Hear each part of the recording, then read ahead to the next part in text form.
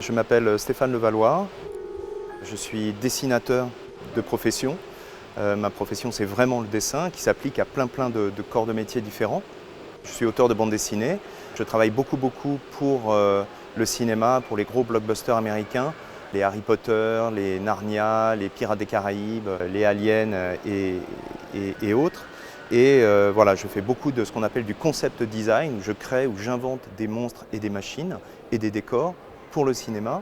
Et j'applique tout ça aussi à la bande dessinée. Je crée à côté des jouets, je travaille aussi beaucoup pour la publicité. Le centre de tout ça, c'est le crayon.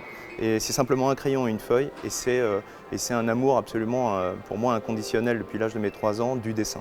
Donc on se trouve aujourd'hui au musée d'Orsay, devant la porte de l'enfer de Rodin. Et j'ai eu le très grand privilège et le très grand honneur de faire un album pour fêter les 30 ans du musée d'Orsay.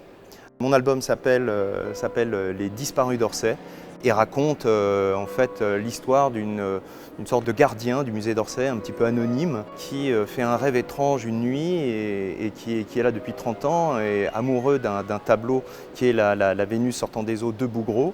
Et quand il arrive le matin, il s'aperçoit que toutes les muses, toutes les belles femmes des tableaux du musée d'Orsay ont disparu, ont quitté les tableaux, sont parties laissant les tableaux vides, ne laissant derrière elles que les décors des tableaux.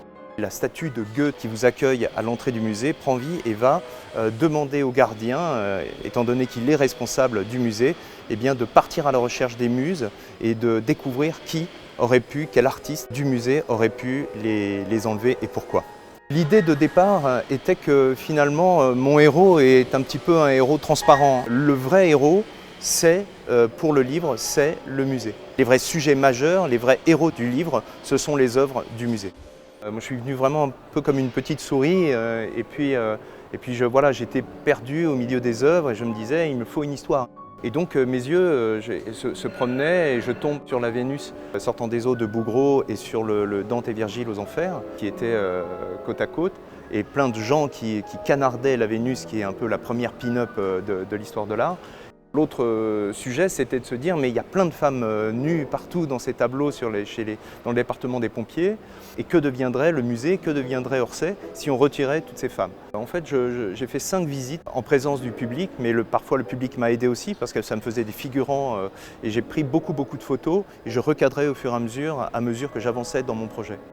Une fois que j'avais à peu près la structure et que je savais où j'allais, j'ai crayonné, j'ai storyboardé très vite l'album en 1 semaine à peu près. Ça a été très vite et c'était vraiment du premier jet. Et après, par contre, il faut passer à l'exécution et là c'est beaucoup plus long. Je voulais refaire les œuvres, donc ça c'était un petit peu marcher un petit peu sur un fil au-dessus du vide et puis d'avoir 2 mondes qui se répondent, ou en tout cas qui se confrontent, un monde qui serait à l'encre de Chine, des dessins à l'encre de Chine et à l'aquarelle, le monde du héros, et puis les œuvres que j'ai essayé de faire se rapprocher au plus près des œuvres à l'huile. Donc là c'était un petit peu plus compliqué et je les ai faites à l'acrylique.